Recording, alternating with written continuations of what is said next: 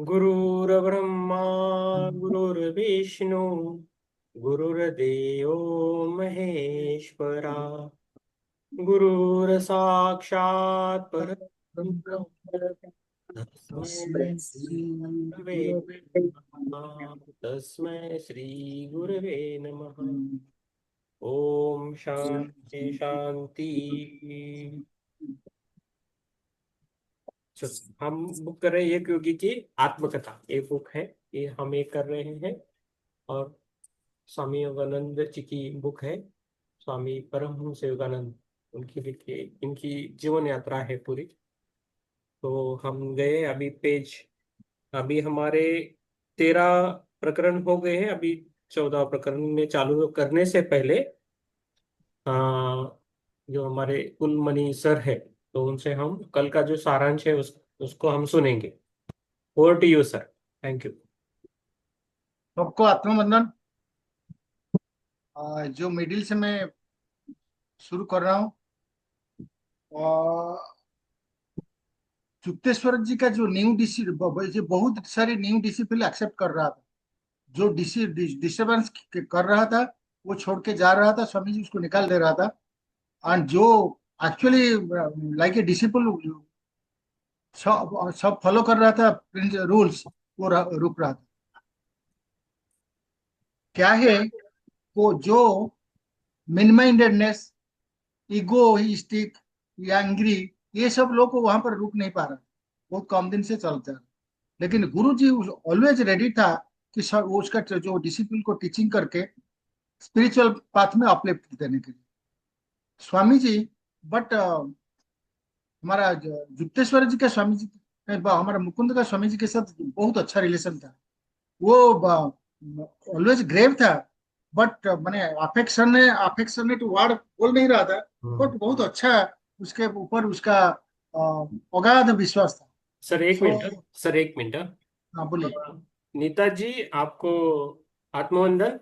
हमारा जो स्वाध्याय है पहले वो सारांश लेते हैं, उसके बाद हम पढ़ने चालू करते हैं। आप कृपया बने रहे, आपका चाहे तो परिचय दे सकते हो। नीता पापना जी। क्या होता है कि वो 1-2 मिनट क्षण देखते हैं और बाद में चले जाते हैं, तो मुझे थोड़ा अंदर से अच्छा नहीं लगता है। कोई आके उनको बराबर इंफॉर्मेशन नहीं मिला तो वो ऐसे ही निकल जाते हैं, तो ऐसा हो रहा है बीच बीच में, इसलिए मैंने आपको रोका सर। यस नीता जी, आत्मवंदन। नहीं, आप म्यूट हो मैम। यस। हाँ। यस। आपका आवाज नहीं आ रहा है, आप अनम्यूट कीजिए। यस। हाँ अभी क्या, हाँ बोलिए मैम। आत्मोन्नत सर। आत्मवंदन। यस, आप कहाँ मैंने से? अभी देखा वो ये इसलिए ज्वाइन हो गई मैं। हाँ हाँ। अभी ओके। मैसेज देखा मैंने इसमें। हाँ। यस यस, हमारा भी कितना 13 प्रकरण हुए हैं मैडम, हम सभी पढ़ते हैं और साथ जाते हैं, तो उसके लास्ट में हमारा मेडिटेशन भी रहता है। सब मेडिटेशन करते हैं, 10 बजे के बाद मेडिटेशन करते हैं, 1 घंटा हम पढ़ते हैं सभी मिलके। ओके। हाँ, तो हमारी तो अभी ये वो मैं अभी स्पिरिचुअल टैबलेट का दे रही थी ना, तो आज नहीं था तो मैंने इसी से देखा, तो ये चालू हो गया, तो मैं बोले इसमें ज्वाइन हो जाती हूँ फिर। यस यस 9 से 10:30 रहता है वो भी हमारा, यस पौने 9 से। यस, बने रहे madam. Thank you. Thank you ma'am. Yes Manish sir. Thank you. मैं कंटिन्यू कर रहा हूँ। यस। आफ्टर वो जो फर्स्ट ईयर एग्जामिनेशन उसका हायर एजुकेशन का कंप्लीट हो गया, मैक्सिमम टाइम मुकुंद गुरु जी के पास रुक रहा था। गुरु जी उसको बहुत सारी रेस्पॉन्सिबिलिटी दे दिया था।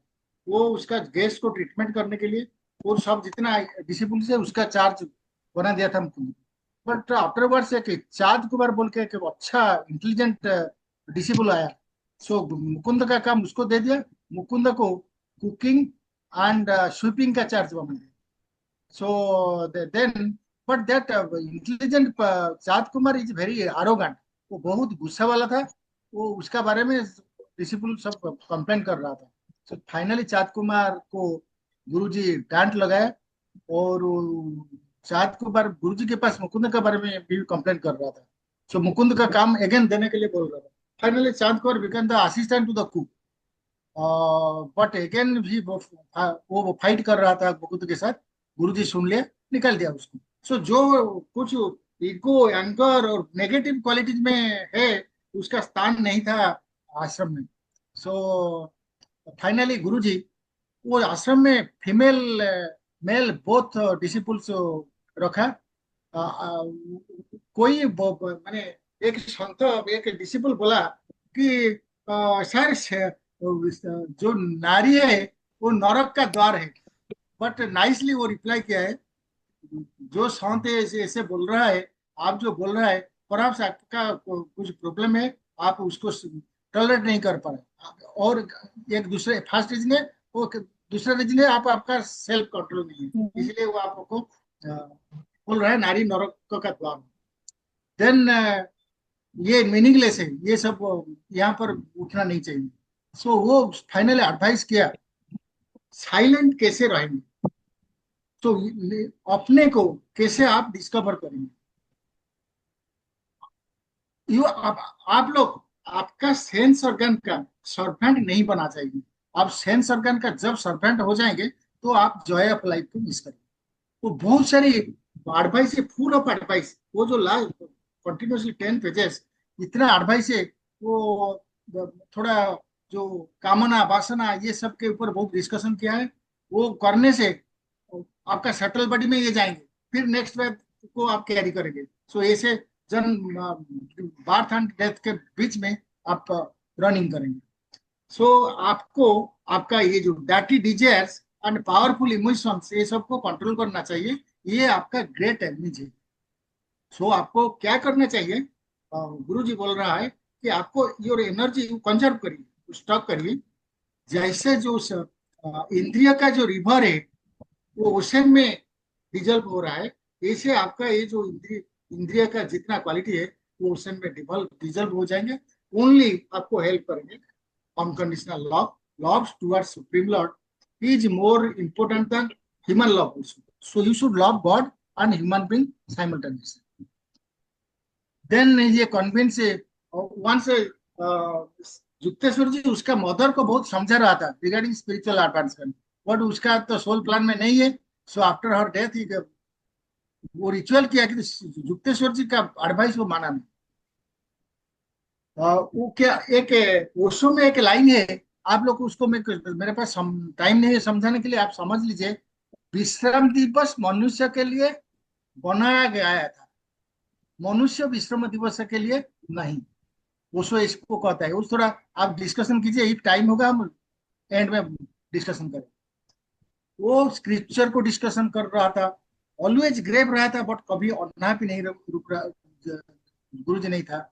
वो ऑलवेज ऑलमाइट के ऊपर बिलीव कर रहा था और बोल रहा था आप आपका फिगर के ऊपर, आपका हेल्थ के ऊपर फोकस कम दीजिए, ज्यादा मत दीजिए। भगवान के ऊपर, भगवान का साधना के ऊपर ज्यादा दीजिए।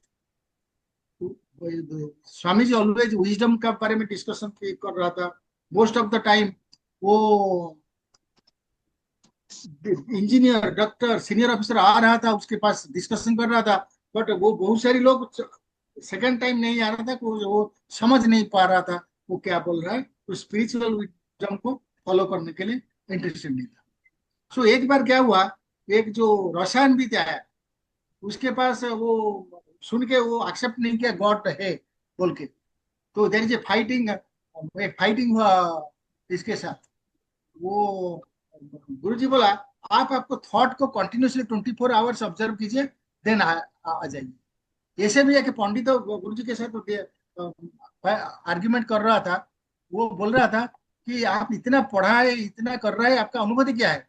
वो गुरुजी बोला मेरा अनुभूति कुछ भी नहीं। सो उसको बोला, पंडित को बोला आपको मालूम है bookish knowledge and experiential knowledge के बारे में क्या है, अनुभूति ज्ञान है, बुक के ज्ञान में डिफरेंस क्या है। उसके बाद वो पंडित भी नहीं है। सो गुरु जी ऑलवेज डिफरेंट होली बुक पढ़ रहा था, डिस्कशन कर रहा था स्पीच विडम। कभी भी अननेसेसरी उसका टाइम स्पेयर कर रहा था। सो देन गुरु जी एक बार डापुर बल्लभ के पास गया था, एक फॉरेस्ट में, ईस्ट बंगाल का एक फॉरेस्ट में। वहां पर भी श्रीमद् भागवत गीता बहुत डिस्कस किया था। उसके बाद वो पुरी में जब था, एक मजिस्ट्रेट आया था, वो बोला था आई एम ए फास्टलेस एमए। गुरु जी उसको भगाया। क्या बोला? वो बोला ये आपको आपका कुछ नॉलेज नहीं है, वैदिक नहीं, know what is the difference between knowledge of your college and वैदिक नॉलेज। सो ये चाइल्डिश मौत दिखाई। सो वो चला गया था, वो कभी नहीं आया, वो कुछ किया भी नहीं पाया। एक्चुअली साधु ऑलवेज थेइस्ट के ऊपर ज्यादा इम्पोर्टेंट, जो ईश्वर विश्वासी है उसको डिसिपल रख रहा था। गुरुजी भी ऐसे कर रहा था ऑलवेज। वो जो गुरु जी का जो पेरेंटल प्रॉपर्टी था, अच्छी देखभाल कर रहा था। वो कभी भी किससे पैसा नहीं ले रहा था, और टीचिंग दिया था विदाउट एनी, फ्रीली, कुछ भी नहीं लेता। एक बार एक कोर्ट का एक बंदा आया था, एक लेटर लेके, और वो इसको थ्रेटन दे रहा था खाली करने के लिए, but other sir Mukund other disciple objected, but about to beat that employ of the court, but Guruji front में आके खड़ा हो गया। वो बोला नहीं, वो तो उसका काम कर रहा है। वो देख के, वो जो एम्प्लॉय देख के, उसका एक ट्रांसफॉर्मेशन, पर्सनल ट्रांसफॉर्मेशन। वो बोला गुरुजी ऐसे, हम उसको गाली दे रहे हैं, वो कुछ कुछ बोल नहीं रहा है। सो फाइनली टू सेंटेंस में मैं बोल रहा हूँ। आप एक्चुअली दो जो है एलिवेटेड पर्सन, जो गुरु जी है, वो उसके पास यंगर बोल के चीज कुछ नहीं है। यंगर आपका सबसे बड़ा बड़ा एनमी है। उसको कभी आपका बॉडी में प्लेस रख दीजिए। गुरु जी कभी भी नेम एंड फेम के पीछे और वर्ल्डली सक्सेस के पीछे भाग नहीं रहा था। वो वर्ल्ड की सक्सेस के पीछे भागा होता हो, वो विश्व का गुरु बन जाना चाहिए। ये कंप्लीट हो गया ये चैप्टर। वो जो चैप्टर हम पढ़ रहा है, मैं आपको कल रिपीट, अभी टाइम हो गया। Thank you. Yes, yes, thank you sir. आपको सर लिखना आता है सर? हिंदी लिख सकते हैं हिंदी? हिंदी लिखा नहीं अभी तक। हाँ, तो आफ्टर हाई स्कूल एग्जामिनेशन अभी तक लिखा नहीं। तो आपको चैलेंज है। नहीं, अभी अभी पढ़ना तो मैं पढ़ लिया हूँ। अभी बुक पढ़ के ये सब बहुत बढ़िया। मैं I am preparing the presentation also. After the completion of this book I will forward the presentation to all of you. Yes, मैं प्रेजेंटेशन देख के आपको बता रहा हूँ। वो प्रेजेंटेशन सिस्टमेटिक नहीं है, इसलिए मैं स्क्रीन में डिस्प्ले नहीं कर रहा हूँ। Otherwise after completing the book also I will send the presentation. All of you are comfortably read this, go through the presentation, definitely inculcate some yes. Knowledge. आप प्रेजेंटेशन इंग्लिश में बना रहे हैं या हिंदी में? इंग्लिश में, इंग्लिश में। हाँ, यस। हाँ, तो आप इंग्लिश में बनाइए, मैं उसका ट्रांसलेट हिंदी करके देता हूँ। ठीक है, ठीक है। ठीक है। Okay, no problem. मैं तो पुष्पलता मैम बोलेगा हमें तो इंग्लिश आती नहीं, हम क्या करेंगे? नहीं है? नहीं, मैं हिंदी में करूंगा, हिंदी में करूंगा। ठीक है, इसके बारे में जो बुक होगा, मैं हम्म, हिंदी लैंग्वेज में एंट्री कर दूंगा लैपटॉप में। मैं हिंदी को ये बुक में कर लिया हूँ। अराउंड मोर देन 100 पे स्लाइड्स हो गया है। तो नेक्स्ट ओके। बुक का मैं करूंगा। ठीक है, स्टार्ट यस सर। कीजिए। हम सर कल बात करेंगे, आज और कल नहीं तो कल थोड़ा। Right. Yes, thank you sir. चलो, प्रकरण 14 है, पेज नंबर 173। चालू करके दे दूं क्या एक पेज? बाकी आपको दो दो पेज पढ़ने के लिए देते हैं। हाँ, प्रकरण 14, पेज नंबर 173। दिव्य चेतना में एक अनुभव। दिव्य चेतना में एक अनुभव। मैं आ गया हूँ गुरुजी। मेरा लज्जित चेहरा मेरे मनोभावों को अधिक स्पष्टता से व्यक्त कर रहा था। चलो रसोई घर में चलकर खाने के लिए कुछ देखते हैं। श्री युक्तेश्वर जी का बर्ताव इतना सहज था मानो हम कुछ दिनों के लिए नहीं बल्कि कुछ घंटों के लिए ही अलग रहे हो। अरे वाह, बहुत अच्छा। मैं ऐसा ही रहता हूँ। मुझे बहुत अच्छा लगा ये दो लाइन पढ़ के, कि कितना भी गुस्सा हो, किसी से भी झगड़ा हो, जिससे प्रेम है उससे ऐसी बात करनी चाहिए, है ना? Yes, thank you, very good. चलो, ओके। गुरुदेव, मेरे द्वारा आश्रम में कर्तव्यों को अचानक छोड़कर चले जाने से आपको अवश्य निराशा हुई होगी। मुझे तो लगा था आप मुझ पर क्रोधित होंगे। नहीं, बिल्कुल नहीं। क्रोध केवल इच्छा के अवरोध से उत्पन्न होता है। मैं कभी दूसरों से कोई अपेक्षा नहीं रखता, इसलिए उनका कोई भी कार्य मेरी इच्छाओं के विपरीत नहीं हो सकता। मैं अपने किसी स्वार्थ के लिए तुम्हारा उपयोग कभी नहीं करता। मैं तो केवल तुम्हारे सच्चे सुख में ही खुश हूं। यही है गुरु के लक्षण। जो सही गुरु रहता है ये ऐसा सोचता है, ये सही गुरु के लक्षण है। ये है ना, आप लिख के रही के कुलमनी सर, ये जो पैराग्राफ है वो लिख के रखो आप, बहुत अच्छा है। ठीक है, ठीक है। हाँ, ये ऐसे ऐसे इंसिडेंट आप बताओ, अच्छा रहता राइट।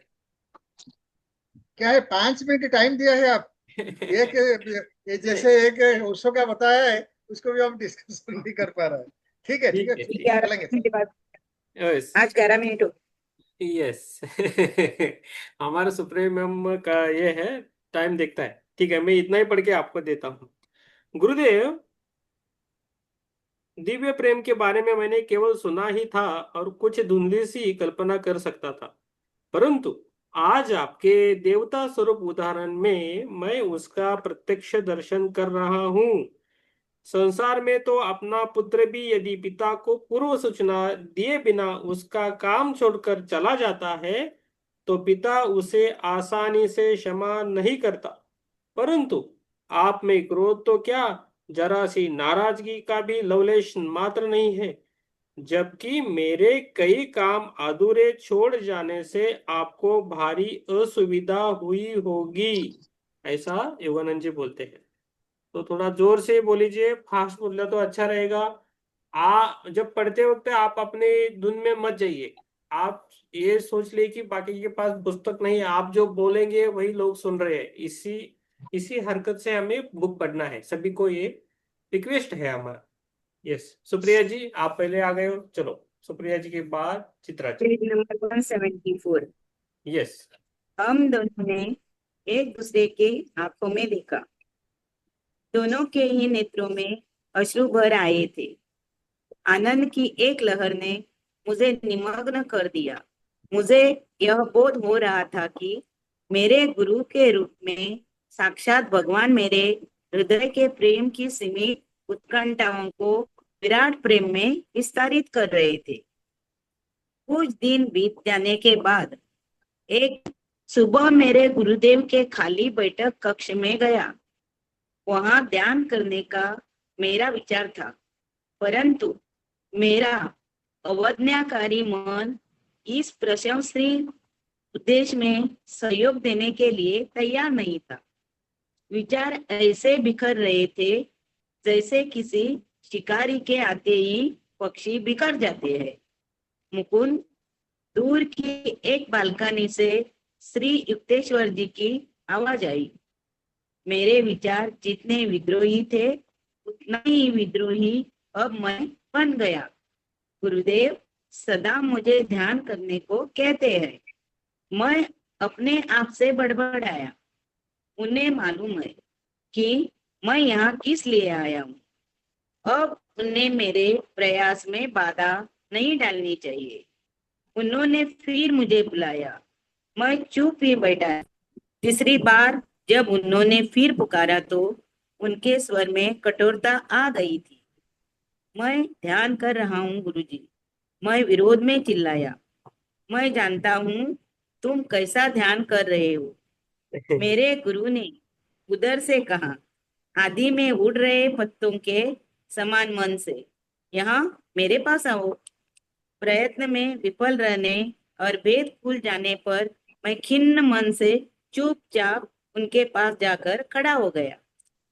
नादान बच्चे, तुम जो चाहिए वह पर्वत तुम्हें नहीं दे सके।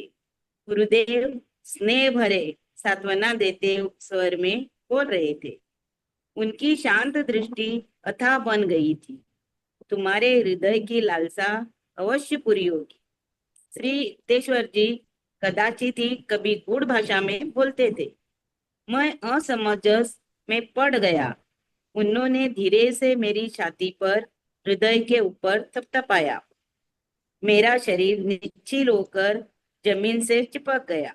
श्वास तेजी से फेफड़ों से बाहर खींच गया, मानो किसी महाकाय चुंबक ने उसे खींच लिया हो।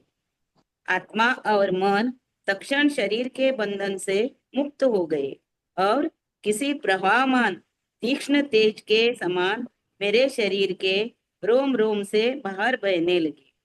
स्थूल शरीर मृतवत हो गया। फिर भी अपने तीव्र बोध में मुझे यह भान हो रहा था कि पहले कभी भी पूर्ण रूप से जीवित नहीं था। अपने अस्तित्व का पहरा बोध अब संकुचित रूप से केवल मेरे शरीर तक ही सीमित नहीं था, पेज नंबर 175, बल्कि मेरे चारों ओर व्याप्त अणु परमाणुओं में फैल गया था। दूर सड़कों पर चल रहे लोग मेरी अपनी ही सुदूर स्थित परिधि पर चलते प्रतीत हो रहे थे। भूमि की धुंधली पारदर्शिता में पेड़ पौधों की जड़ें दिखाई दे रही थी। उनके अंदर चल रहे रस प्रवाह का भी मैं स्पष्ट अवलोकन कर रहा था। आसपास का पूरा क्षेत्र मेरे सामने अनावृत हो गया था। केवल सामने ही देख पाने वाली मेरी साधारण दृष्टि अब चतुर्दिक्दर्शी विशाल मंडलाकार दृष्टि में परिवर्तित हो गई थी, जो सर्वदर्शी भी थी। अपने मस्तक के पीछे से मैं रायघाट लेन में दूर चलते फिरते लोगों को देख रहा था, और एक श्वेत गाय को भी मैंने वहां देखा, जो धीरे धीरे आश्रम की ओर आ रही थी। जब वह आश्रम के खुले द्वार पर पहुंच गई, तो मैंने उसे ऐसे देखा मानो अपनी दो स्थूल आंखों से देखा हो। जब वह आश्रम के अहाते की दीवार के पीछे चली गई, तब भी मैं उसे स्पष्ट देख रहा था। मेरी विशालदर्शी दृष्टि में दिखने वाली सारी वस्तुएं तेज चलने वाले चित्रों की भांति कंपित और स्पंदित थी। मेरा शरीर, गुरुदेव का शरीर, चारों ओर से खंभों से घिरा आश्रम का चौक, फर्नीचर और फर्श, पेड़ पौधे और धूप यदा कदा उग्रता से स्पंदित होते, जब तक कि सब कुछ प्रकाश सागर में विलीन नहीं हो गया। ठीक जैसे पानी भरे गिलास में चीनी डालने के बाद उसे हिलाने से वह पानी में घुल जाती है। सब कुछ अपने में विलीन कर लेने वाला यह प्रकाश बीच बीच में आकार धारण कर लेता था। फिर वह आकार उसी प्रकाश में विलीन हो जाता था। प्रकाश और स्थूल आकार पर्याय क्रम में एक दूसरे में रूपांतरित होकर सृष्टि के कार्य कारण सिद्धांत को स्पष्ट कर रहे थे। मेरी आत्मा के शांत अनंत तट पर सागर के समान आनंद उमड़ पड़ा। मैंने अनुभव किया कि ईश्वर का स्वरूप अक्षय आनंद है। उसका शरीर प्रकाश के असंख्य तंतु है।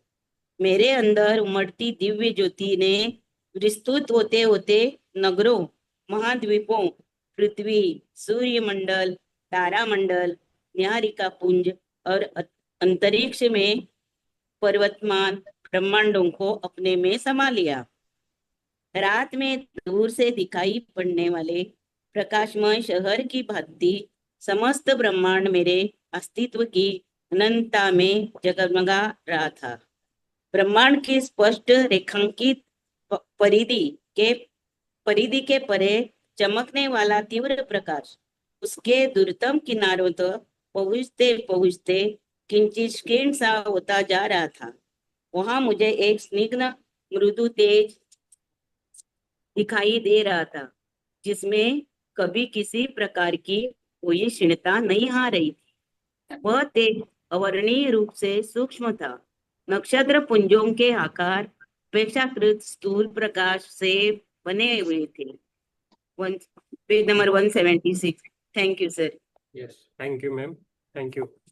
तो जब मैं कुलमणि सर बता रहे थे सारांश, तो मैंने हमारे जो युक्तेश्वर जी है उनका पूर्व जन्म देखा, तो बताऊंगा नहीं। तो हम्म, वो अगले वो कुछ अलग दुनिया से थे, तो हम्म, वो उनका काम इधर पृथ्वी पर करने के लिए आए थे।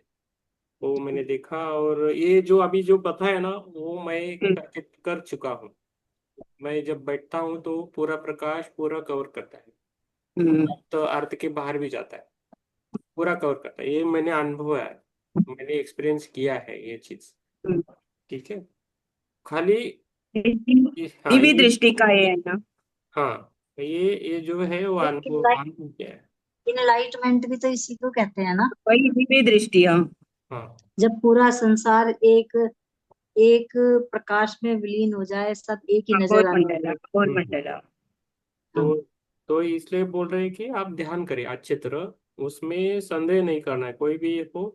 आपके सब कुछ क्लियर हो जाएगा, आपका तन मन भावात्मक सब कुछ क्लियर हो जाएगा, खाली आप ध्यान करो अच्छा जब पढ़ते हैं। तो इसलिए तो बुक है, स्वाध्याय है, स्वाध्याय हमें क्लियरिटी लेके आता है, बहुत चीजों की क्लियरिटी लेके आ रहा है। तो मुझे भी क्लैरिटी आता है, आप सभी को भी आता है। तो एक हमारी जो जर्नी है बहुत अच्छी है, दिव्य जर्नी चल रही है, तो उसके साथ रहे। और जब हम रहे इस इस स्वाध्याय के टाइम, तो खाली स्वाध्याय के बारे में देखें, कुछ भी काम अलग मत करें।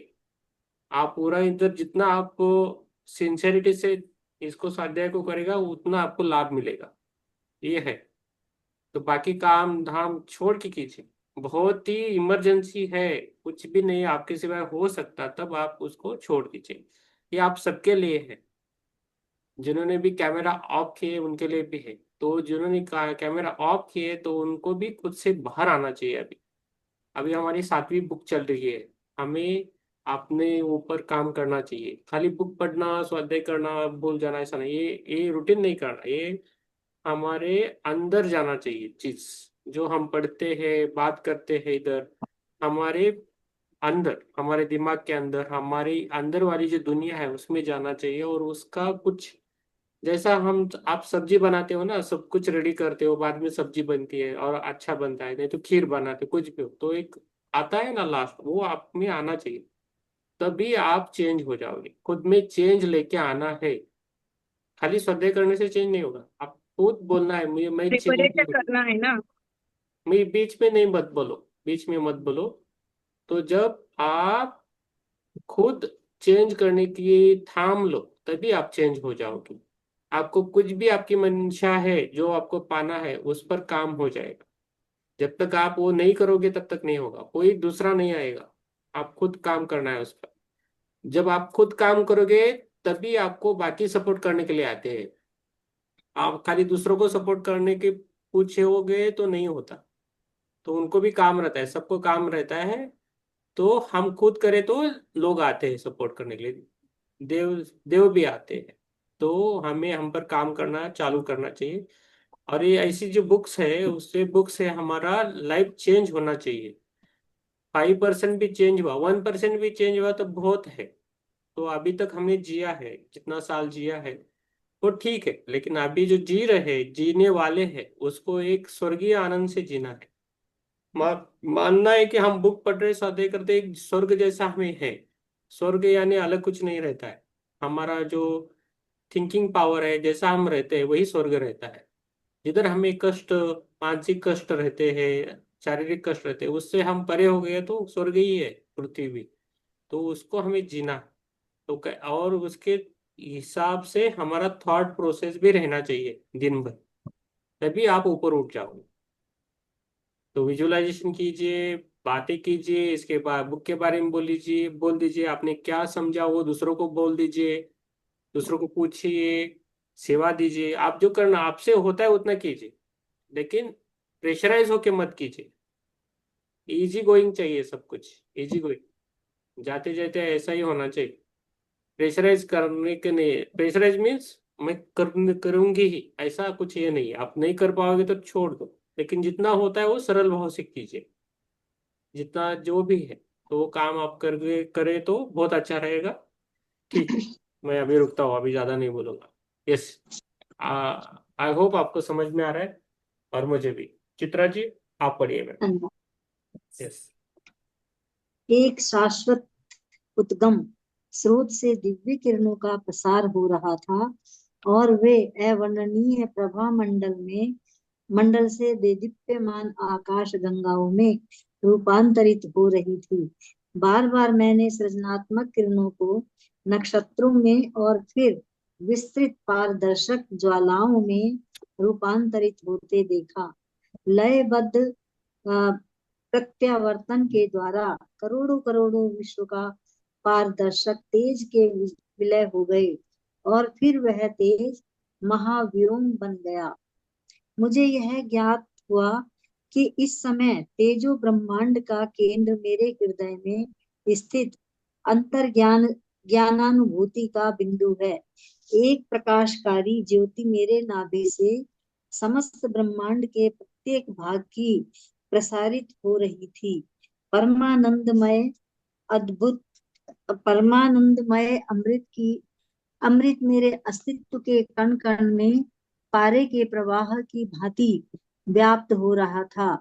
ईश्वर को सृजनात्मक ध्वनि को, ब्रह्मांड के प्रेरक यंत्र की ध्वनि को मैं ओम की झंकार में प्रतिध्वनित होते सुन रहा था। अचानक श्वास मेरे फेफड़ों में लौट आया। लगभग असह्य निराशा के साथ मैं जान गया कि मेरी विराट असीमता लुप्त हो गई थी। फिर एक बार मैं अप, अपमानास्पद देह पिंजरे में आबद्ध हो गया था, जिसमें ब्रह्मा को आसानी से कोई स्थान नहीं मिल सकता। घर से भागे बालक की भांति मैं अपने विराट तेजो धाम से भाग आया था और अपने आप को मैंने एक संकीर्ण पार्थिव और देह के शुद्र पिंजरे में कैद कर लिया था। मेरे गुरु मेरे सामने निश्चल खड़े थे। लंबे समय से मुझे जिस ब्रह्मा चैतन्य के अनुभव की उत्कृष्ट लालसा थी, वह अनुभव उन्होंने मुझे करा दिया था। उनके प्रति कृतज्ञता व्यक्त करने के लिए जैसे ही मैं उनके सामने साष्टांग दंडवत करने लगा, तो रोककर उन्होंने मुझे सीधा खड़ा कर दिया और शांत भाव से बोले, तुम्हें परमानंद में डूबे नहीं रहना है। तुम्हारे लिए अभी जगत में बहुत सा काम करना बाकी है। आओ बरामदे में पहले झाड़ू लगाते हैं और फिर गंगा के किनारे किनारे घूमने जाएंगे। मैं एक झाड़ू लाया। मैं जानता था कि गुरुदेव मुझे संतुलित जीवन की शिक्षा दे रहे थे। शरीर के अपने दैनिक कर्तव्यों का निर्वाह करते हुए आत्मा को विश्वोत्पत्ति के रहस्य को अपने में समाते हुए विस्तारित होते रहना चाहिए।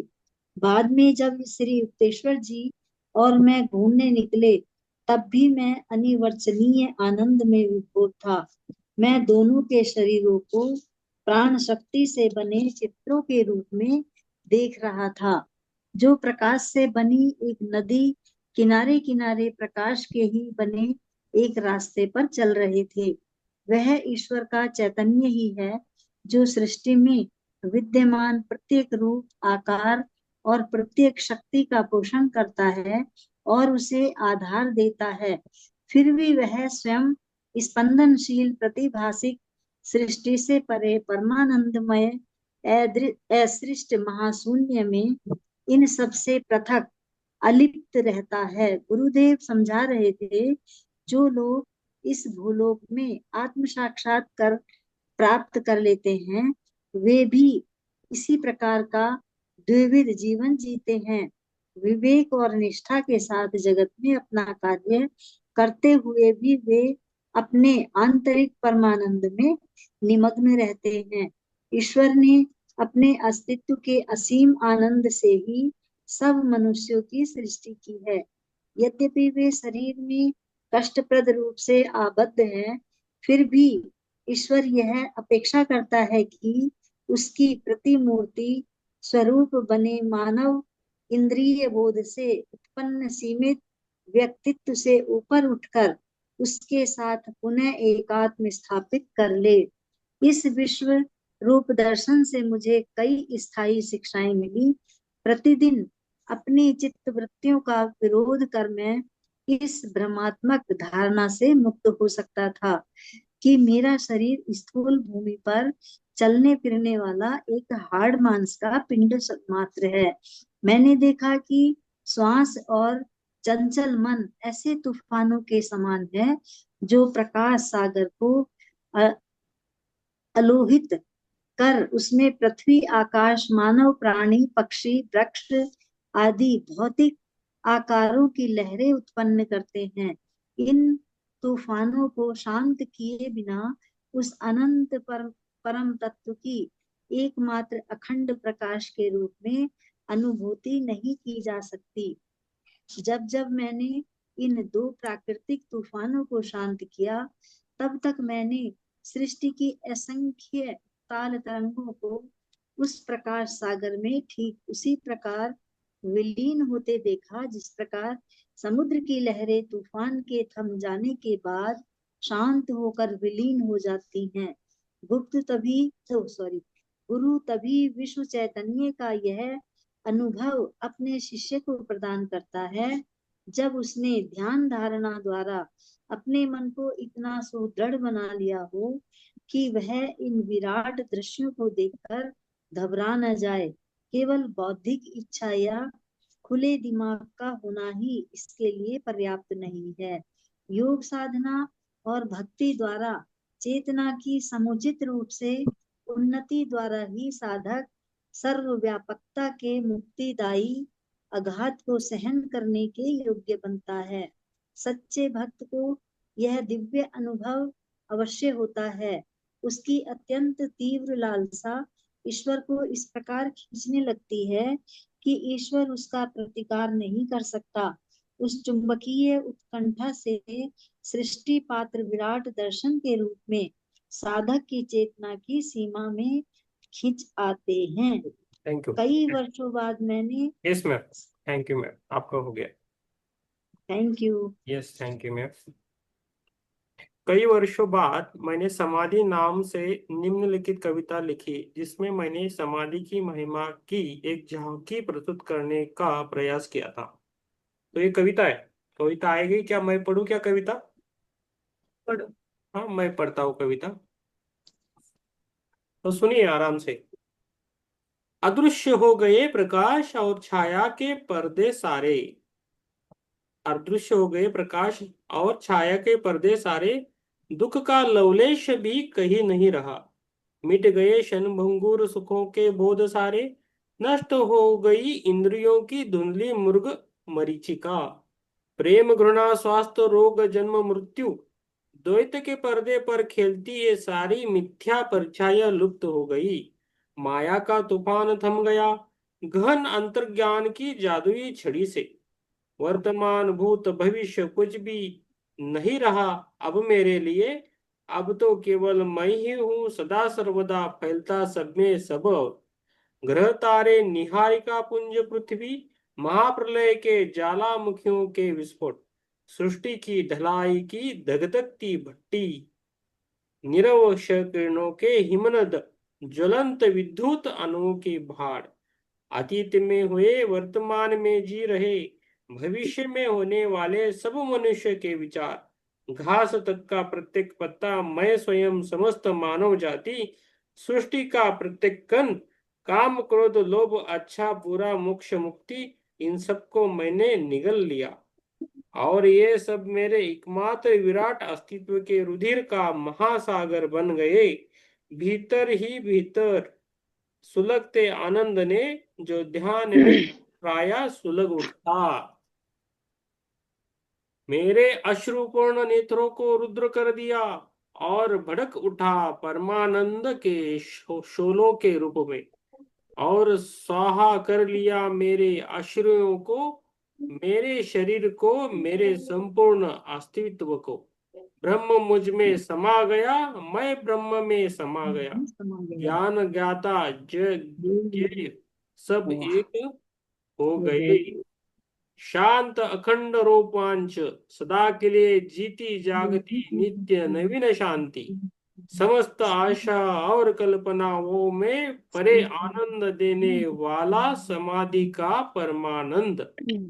नहीं है कोई अचेत अवस्था या मानसिक बेहोशी जिसमें से स्वेच्छा से लौटा ना जा सके, बल्कि समाधि तो मेरी चेतना के विस्तार को मर्त्य देह की सीमाओं से परे ले जाती है। अनंतता की दुर्तम परिधि तक, जहां ब्रह्म सागर बना मैं अपने छोटे से अहम रूप की अपने में ही तैरता देखता हूँ।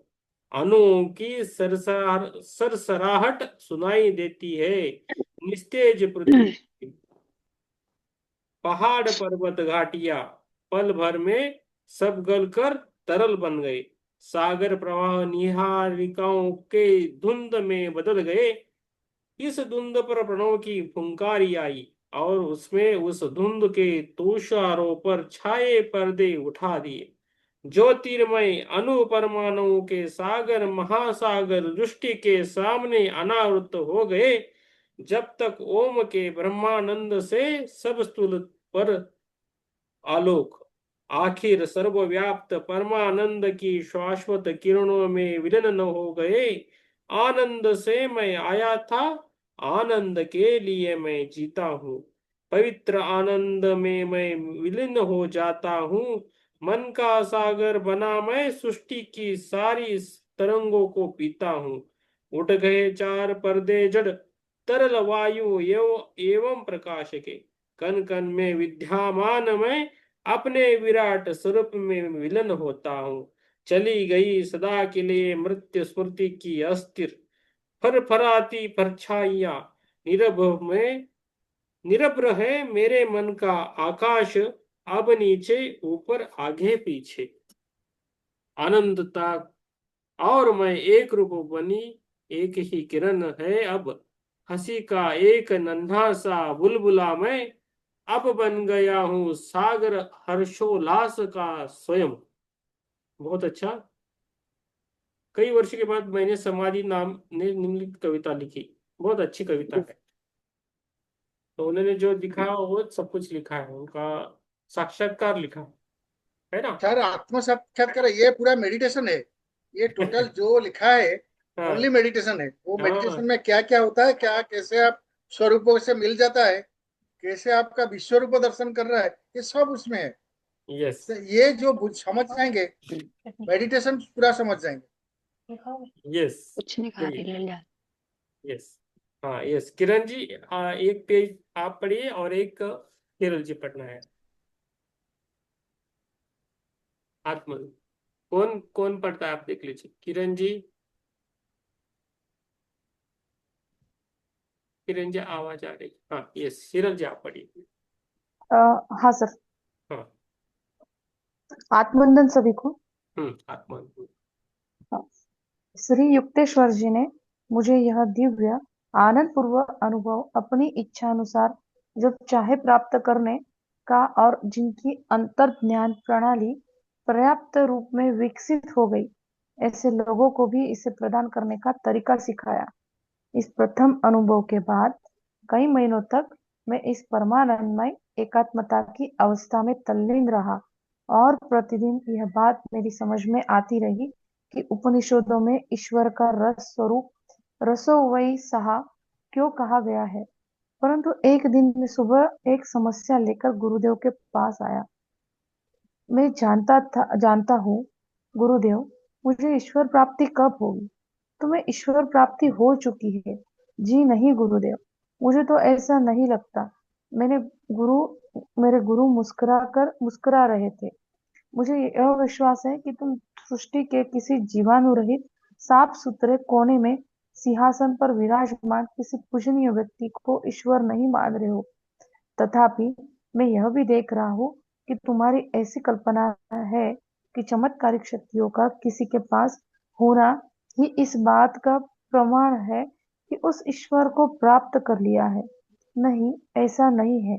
किसी को पूरे ब्रह्मांड को नियंत्रित करने की शक्ति मिल सकती है, परंतु फिर भी ईश्वर उसकी पहुंच से दूर रह सकता है। आध्यात्मिक उन्नति को बाध्य शक्तियों के प्रदर्शन से नहीं मापा जा सकता, बल्कि उनका मापदंड केवल यह है कि ध्यान में वह आनंद कितनी गहराई में उतरता है। यस। नित्य व नवीन आनंद ही ईश्वर है। वह अक्षय है। वर्षों पर वर्ष जैसे जैसे तुम ध्यान करते जाओ, वैसे वैसे ही अनंत युक्तियों से तुम्हें मोहित करता ही रहेगा। तुम्हारे जैसे भक्त जिन्हें ईश्वर का मार्ग मिल जाता है, स्वप्न में भी कभी ईश्वर के स्थान पर दूसरे किसी सुख की प्राप्ति की कल्पना नहीं कर सकते। ईश्वर तुलना या प्रतिस्पर्धा से भी बेजोड़ विमोहक है। यह लौकिक सुखों से हम कितनी जल्दी उब जाते हैं। भौतिक सुखों की कामनाओं का अंत नहीं। मनुष्य कभी पूर्ण तृप्त नहीं होता और एक के बाद दूसरे लक्ष्य के पीछे दौड़ता है। सुख के लिए वह जिस कुछ और की खोज करता रहता है, वह कुछ और ईश्वर ही है और केवल वह शाश्वत आनंद प्रदान कर सकता है। Yes, thank you ma'am, thank you. बहुत अच्छा प्रयास किया है। Thank you sir. यस, बहुत अच्छा चेंज थैंक आ यू रहा है। Sir. Yes, thank you. Kiran ji आप पढ़िए, ये पेज आपको पढ़ना है। आप अनम्यूट कीजिए मैम, एक मिनट। यस, थैंक आत्मवंदन से यू। आत्मवंदन पढ़िए। बाह्य इच्छाएं हमें अध्यंतर के थोड़ा स्वर्ग जोर, आपकी से आवाज बाहर बहुत, खींच मैडम आपकी आवाज है ना बहुत कम है, जरा जोर से पढ़ना है आपको, नहीं तो आवाज बढ़ा के ओके। पढ़िए। हाँ। हाँ हाँ। बाह्य इच्छाएं हमें अभ्यंतर के स्वर्ग से बाहर खींच लाती है। वे मिथ्या आनंद देती है जो आत्मिक आनंद का क्षुद्र आभास मात्र है।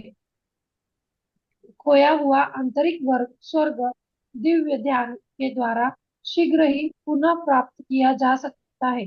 ईश्वर अकल्पित नित्य नूतनता है, अतः हम कभी उससे उब नहीं सकते। जो परमानंद अनंत काल तक सदा के लिए अहादक विविधताओं के से भरा हो, उससे क्या कभी किसी का मन भर सकता है। अब मेरी समझ में आया गुरुदेव कि संतों ने ईश्वर को अगाध क्यों कहा है। अमर जीवन भी ईश्वर को समझने के लिए पर्याप्त नहीं नहीं है। यह सच है, किंतु वह निकट संबंधी और प्रियजन भी है। जब क्रिया योग द्वारा मन इंद्रिय जन्य कार्यों से रहित हो जाता है, तब ध्यान ईश्वर का दोहरा प्रमाण प्रस्तुत कर देता है। नित्य नवीन आनंद उसके अस्तित्व का प्रमाण है, जो हमारे प्रत्येक अणु को भी उसकी प्रतीति करा देता है और ध्यान में हमारी प्रत्येक समस्या के लिए ईश्वर का तत्क्षण मार्गदर्शन, उसका समुचित प्रत्युत्तर भी मिलता है। गुरुजी अपने मेरी समस्या का निराकरण कर दिया। मैं कृतज्ञता पूर्वक मुस्कुराया। अब मैं यह जान गया हूँ कि मैंने ईश्वर को पा लिया है, क्योंकि जब कभी कार्यशीलता के बीच ध्यान का आनंद मेरे सुप्त मन में लौट आता है, तब प्रत्येक कार्य में, यहाँ तक कि उससे संबंधित छोटी से छोटी बात में भी सही दिशा अपनाने का सूक्ष्म मार्गदर्शन मुझे मिलता रहता है। ईश्वर की इच्छा का ज्ञान कैसे किया जाता है, यह जब तक हमें पता नहीं चलता, तब तक मानव जीवन दुखों से ग्रस्त रहता है। उसकी इच्छा की थी सही दिशा भी प्राय अहमन्य बुद्धि के लिए चकरा देने वाली होती है। गुरुदेव ने कहा केवल ईश्वर ही अचूक मार्गदर्शन देता है, आखिर वह नहीं तो और कौन सृष्टि का भार वहन कर रहा है। Yes, thank sir thank you ma'am. नहीं, thank you. Thank you ma'am, बहुत अच्छा। और भी आप थोड़ा, थोड़े दिन आप कीजिए, एक एक पेज पढ़िए, अच्छा रहेगा आपकी। यस। चलिए। थैंक यू अंजलि सुनिधि जी। आत्मवंदन। ये हमारा जो स्वाध्याय चलता है, तो हम सभी पढ़ते हैं और लाइन टू लाइन पढ़ते जाते हैं। आपका आप परिचय दे सकते हो? अंजलि सुनिधि जी, अंजलि जी, अंजलि जी।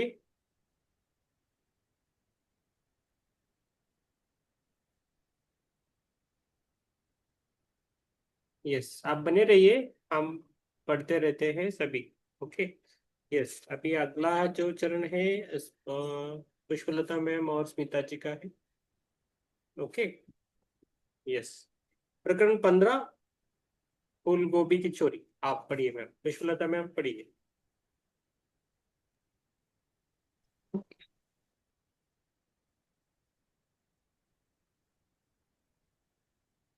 आवाज नहीं आ रही है। बड़ी बड़ी फूल गोभियों को मैंने अपने हाथों से नहीं, आपका आवाज कटता है मैडम। आप है ना, कैमरा बंद कीजिए, फिर से पढ़िए। जैसे कोई माँ अपने बच्चे की देखभाल करती है।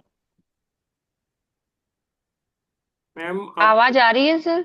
नहीं, आप अपना कैमरा ऑफ कीजिए और पढ़िए पहले से। आपकी बीच बीच यस। से पूरा कट जाता है सेंटेंसेस। के लिए भेंट, इन 6 बड़ी बड़ी फूल गोभियों को मैंने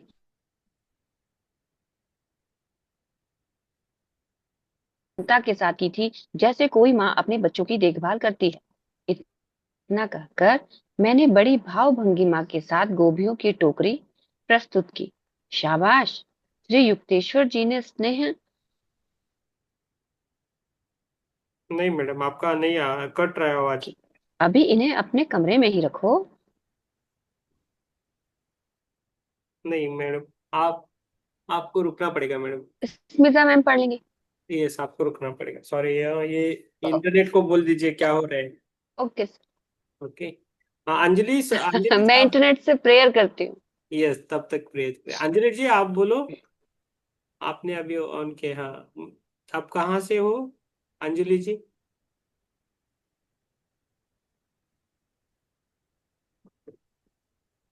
अनम्यूट हो, आप बोल सकते हो। हम्म, ठीक है। स्मिता जी आप पहले से पढ़िए, फूल गोभी की चोरी, फ्रेश। यस, आराम से। आत्मानंद। फूल गोभी की तोड़ी। गुरुदेव आपके लिए भेंट। इन 4 बड़ी बड़ी फूल गोभियों को मैंने अपने हाथों से लगाया था और इनकी देखभाल उसी ममता के साथ की थी जैसे कोई माँ अपने बच्चों की देखभाल करती है। इतना कहकर मैंने बड़ी भाव भंगिमा के साथ गोभियों की टोकरी प्रस्तुत की। शाबाश! श्री युक्तेश्वर जी ने सस्नेह मुस्कुरा कर अपनी स्वीकृति प्रकट की। अभी इन्हें अपने कमरे में ही रखो, कल एक विशेष भोज में ये काम आ जाएंगे। कॉलेज की गर्मियों की छुट्टियां अपने गुरु के साथ उनके समुद्र तट पर स्थित पूरी आश्रम में बिताने के लिए मैं अभी अभी पूरी पहुंचा था। गुरुदेव और उनके शिष्यों द्वारा निर्मित इस 2 मंजिले छोटे से सुंदर आश्रम के सामने सामने ही बंगाल की खाड़ी है। खाड़ी समुद्र हवा के झोंकों से और आश्रम के शांत वातावरण से तरोताजा होकर दूसरे दिन प्रातःकाल तड़के ही में जाग गया। गुरुदेव अपने कर्ण मधुर स्वर में मुझे पुकार रहे थे। मैंने अपनी प्रिय फूल गोभियों पर एक दुलार भरी दृष्टि डाली और उन्हें हिफाजत से अपनी खटिया के नीचे रख दिया। आओ समुद्र तट पर चले। गुरुदेव आगे आगे चलने लगे। कोई बालक शिष्य और मैं उनके पीछे फैले हुए झुंड में चलने लगे। गुरुदेव ने सौम्य आलोचना से भरी दृष्टि हम पर दौड़ाई। जब हमारे पाश्चात्य बंधुजन चलते हैं तब समंजसता उन्हें तालबद्ध ढंग से चलना अभिमानास्पद लगता है। अब कृपया 2 पंक्तियों में एक दूसरे के साथ पग मिलाकर चलो। हम्म। जब इस आज्ञा का पालन करते हुए हम चलने लगे तो श्री युक्तेश्वर जी की दृष्टि हम पर जमी रही। उन्होंने गाना शुरू कर दिया। लड़के चलते जाते हैं, पंक्ति में भाते हैं, सुस्ती और फुर्ती से चलते अपने बालक शिष्यों के साथ जिस आसानी से पग मिलाकर श्री युक्तेश्वर जी चल रहे थे उसे देखकर मैं विस्मित हुए बिना नहीं रह सका। ठहरो, मेरे गुरु ने मेरी आंखों में आंखें गड़ा दी। तुमने याद से आश्रम के पिछवाड़े के दरवाजे में ताला लगाया था? जहां तक मुझे लगता है लगाया था गुरुजी। हाथों पर दबी मुस्कुराहट लिए युकेतेश्वर गिरी श्री युकेतेश्वर जी चंद मिनटों के लिए चुपचाप खड़े रहे। नहीं, तुम भूल गए, आखिर वे बोले। इस चिंतन को सांसारिक लापरवाही का बहाना नहीं बनाया जा सकता। तुमने आश्रम की सुरक्षा के अपने कर्तव्यों की अवहेलना की है। तुम्हें सजा मिलनी ही चाहिए। जब उन्होंने आगे कहा कि तुम्हारी सब फूलगोबियां शीघ्र ही 5 बन जाएंगी, तो मुझे लगा वे कोई गूढ़ मजाक कर रहे हैं। गुरुदेव का आदेश पाकर हम लोग वापस मुड़े और उसी प्रकार पंक्तिबद्ध चलते हुए आश्रम की ओर चल दिए। जब आश्रम के पास पहुंचे तो गुरुदेव ने कहा, यहाँ थोड़ी देर ठहरो मुकुंद, अपनी बाईं तरफ अहाते के उस पार की सड़क को देखते रहो। अभी वहां एक आदमी पहुंचेगा, वही तुम्हारा सजा का माध्यम बनेगा। इन अगम्य शब्दों पर मन में उत्पन्न हुई परेशानी को मैंने मन में ही दबा लिया। सड़क पर शीघ्र ही एक किसान दिखाई पड़ा। अपने हाथ इधर उधर उछालकर निरर्थक अंग विक्षेप करता हुआ वह हास्यास्पद ढंग से नाच रहा था। कौतूहल से लगभग जड़ सा बना मैं उस हास्यास्पद दृश्य को एक तक देखता रहा। जैसे ही वो आदमी सड़क पर ऐसे स्थान पर पहुंचा जहां से वो हमारी दृष्टि से ओझल हो जाता, श्री युक्तेश्वर जी ने कहा, अब वो लौटकर वापस आएगा। उस किसान ने तुरंत अपनी दिशा बदल दी और आश्रम के पिछवाड़े की ओर चल पड़ा। रेत के एक मैदान को पार कर वह पीछे के दरवाजे से आश्रम में घुस गया। जैसा कि मेरे गुरु ने कहा था, मैंने दरवाजे में ताला नहीं लगाया था। शीघ्र ही वह आदमी मुझे बहुमूल्य लगने वाली मेरी एक गोभी हाथ में लिए बाहर आ गया। अब वह संपत्ति की महिमा से पूर्ण होकर संभ्रांत ढंग से चलने लगा। कंटिन्यू करें कि क्या करें? बहुत अच्छा है। Thank you. यस, पुष्पलता जी आप ट्राई कीजिए कैमरा बंद करके एक बार, अनम्यूट कीजिए मैम। इस हाँ, हास्य नाट्यक्रम जिसमें किम कर्तव्य विमूढ़ व्यक्ति की सी प्रतीत हो रही थी, इतना हतबुद्धि कर देने वाला भी नहीं था कि मैं ताव में आकर चोर का पीछा करना भूल जाऊं। सड़क की ओर आवाज कट गया। मुझे वापस बुला, हंसी के आप मारे सिर से हाँ, पांव ता था। मैडम आप कैमरा बंद कीजिए और पढ़ने की कोशिश कीजिए एक बार वही पैराग्राफ, ये हास्य नाटिका का घटनाक्रम। ओके। इस हास्य नाटिका का घटनाक्रम जिसमें मेरी भूमिका एक लूटे जा रहे किम कर्तव्य में मूढ़ व्यक्ति की सी प्रतीत हो रही थी, इतना हतबुद्धि कर देने वाला भी नहीं था कि मैं ताव में आकर चोर का पीछा करना भूल जाऊं। सड़क की ओर आधी दूर ही मैं पहुंचा था कि गुरुदेव ने मुझे वापस बुला लिया। हंसी के मारे सिर से पांव तक उनका सारा शरीर हिल रहा था।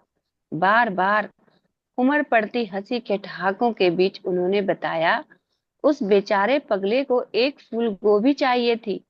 मैंने सोचा उसे तुम्हारी असुरक्षित छोड़ दी गई गोभियों में से एक मिल जाए तो अच्छा ही होगा। कर अपने कमरे में पहुंचा।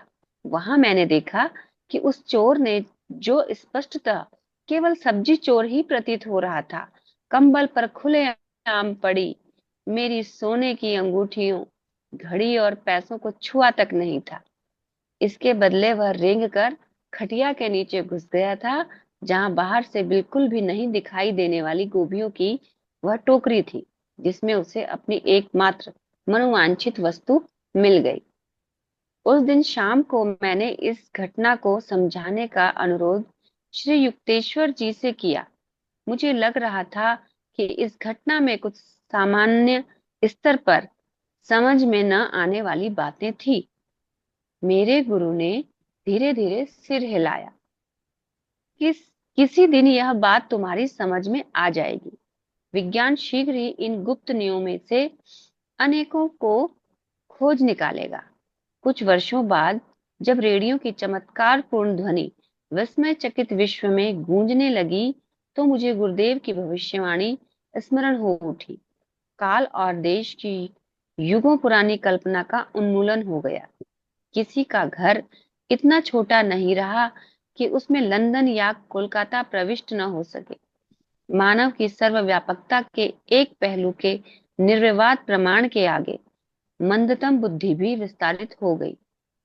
फूलगोभी हास्य नाटिका के कथानक को रेडियो की सादृश्यता से सर्वोत्तम ढंग से समझा जा सकता है।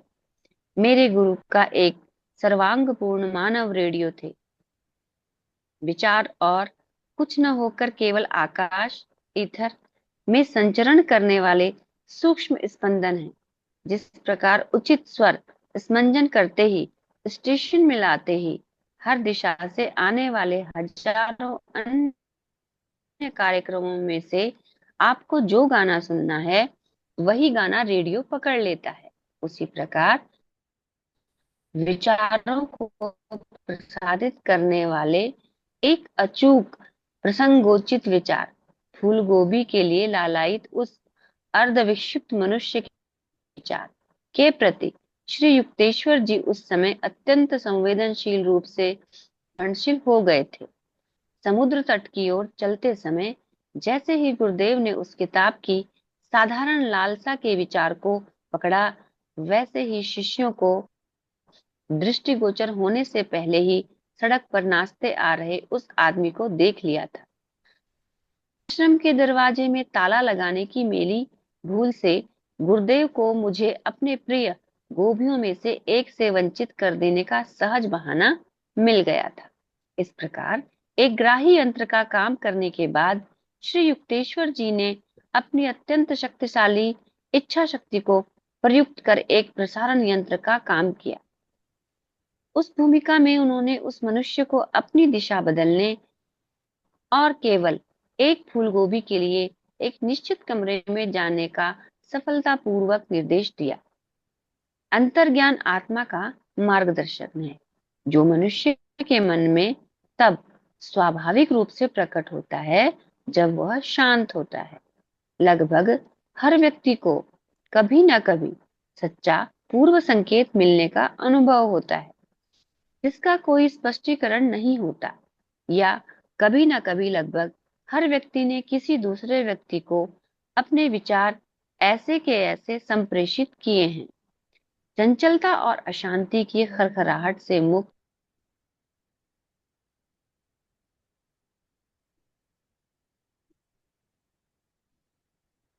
हेलो, भी सकता है और ग्रहण भी कर सकता है, तथा आपके बीच में अवांछनीय आपके आप फिर से 4 लाइन पहले से पढ़िए मैडम, आपकी आवाज गई थी पूरी। ओके।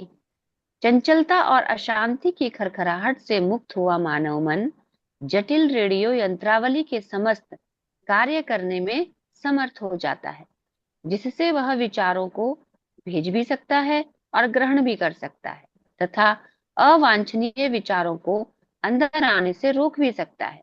जिस प्रकार रेडियो प्रसारण केंद्र की शक्ति वह कितनी विद्युत शक्ति को काम में ला सकता है उस पर निर्भर करती है, उसी प्रकार मनुष्य रूपी रेडियो के परिणामकारिता हर व्यक्ति में विद्यमान इच्छा शक्ति पर निर्भर करती है। सभी विचार हमेशा के लिए ब्रह्मांड में स्पंदित होते रहते हैं। गहन एकाग्रता के द्वारा सिद्ध पुरुष किसी भी मनुष्य के विचारों को जान सकता है, चाहे वह मनुष्य जीवित हो या मृत। विचार किसी व्यक्ति में नहीं बल्कि सृष्टि में अवस्थित हैं। किसी सत्य का सृजन नहीं किया जा सकता, केवल उसे जाना जा सकता है। मनुष्य के गलत विचार उसके विवेक की छोटी बड़ी त्रुटि के परिणाम हैं। योग विज्ञान का लक्ष्य मन को शांत करता है, ताकि विकार रहित होकर वह अंतर्वासी परमात्मा की अमोघ मंत्रणा सुन सके। Yes, thank you sir. Yes, thank you सभी को, थैंक यू। इधर ये रुकेंगे। और किसको, सबने पढ़ा ना? हो गया सबका पढ़ना? यस। तो पेज नंबर अपना कितना, 12-13 पेजेस हो गए ना? तेरा 173 से चालू किया था ना। यस। 186 माइनस 173, 13 पेज है ना मनीषा? मुझे मुझे हिसाब किताब इतना आता नहीं है। यस। माफ करें। यस। इसे कोई हमें भाव समझ में अच्छे आते हैं, बस वही आता है। यस। आज कौन ध्यान कर सकता है? किसी को करवाना है तो करवा सकते।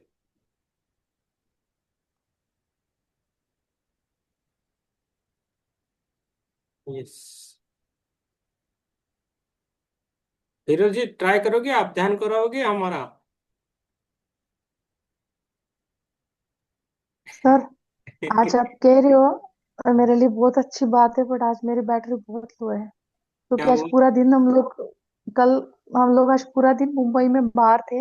मैं थोड़ा 8:30 पौने 9 को ही घर आई हूँ, बहुत थक गई हूँ आज। हाँ, और ठीक है। मुझे आंखें बंद हो रही है चलो ठीक है, ठीक है, ठीक है। आज। आज बहुत थक गई हूँ एक्चुअली से।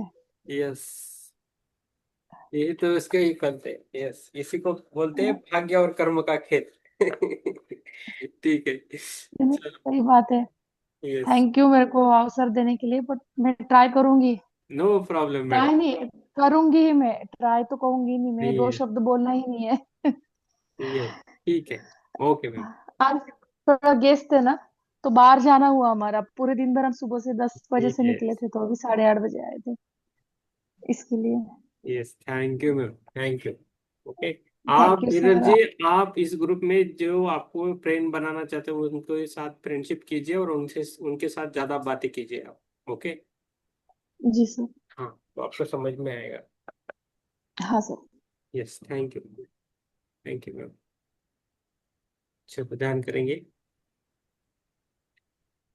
अच्छा, बैठिए। कल जैसा करना है क्या ध्यान? या थोड़ा मुझे म्यूजिक दे दीजिए, हाँ, लाइट म्यूजिक थोड़ा दे दीजिए, हम बैठ लाइट के में। ध्यान। ठीक है, आज थोड़ा म्यूजिक देंगे। चलो। चलो, ध्यान में बैठेंगे, मैं भी करूंगा आपके साथ।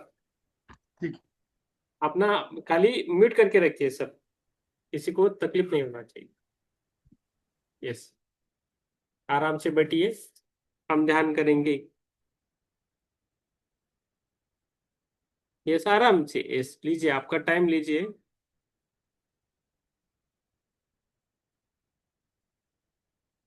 ओके। वाह। यस, ये तो खेल। Yes, thank you. यस, आ गया भाई, वापस अपने मुक्त पे। चलो, close your eyes, seat properly, close your eyes. अभी अपने जगह पे बैठे आराम से। आज जो ध्यान लेके वो माँ सरस्वती ले,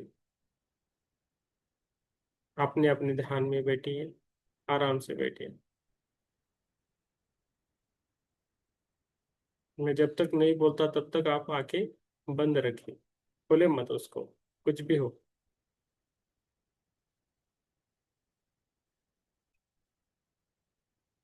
पहला हम ओंकार लेंगे, उसके बाद आगे जाए। जब हम ओंकार लेंगे तो पहले ओंकार में अपना आलस छोड़ना है,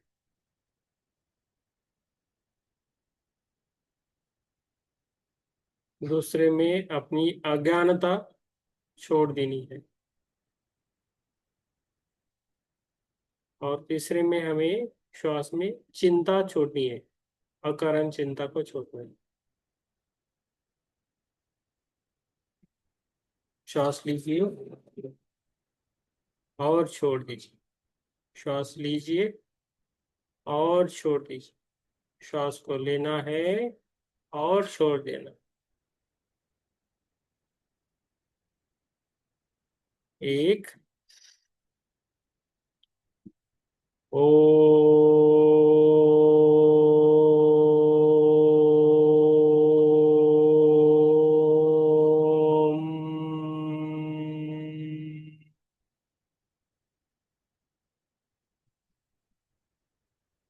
दो, ओम।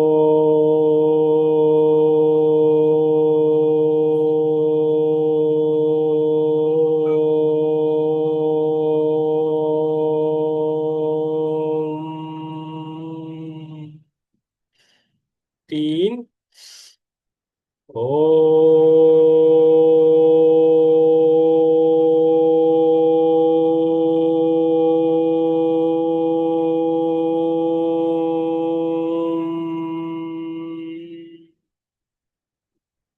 श्वासों पे ध्यान रख देना है।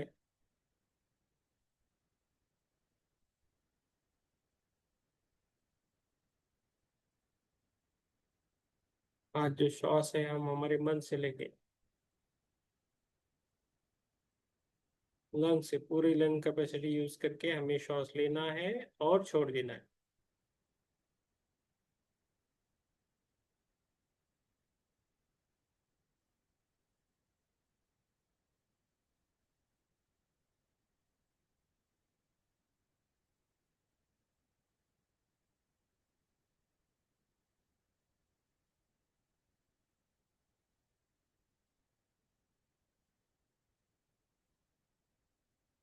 सांसों के साथ रहना है, अपने अंदर की दुनिया को देखना है। अपने अंदर शरीर से कुछ आवाज आती है क्या, उसको सुनने की कोशिश करनी है।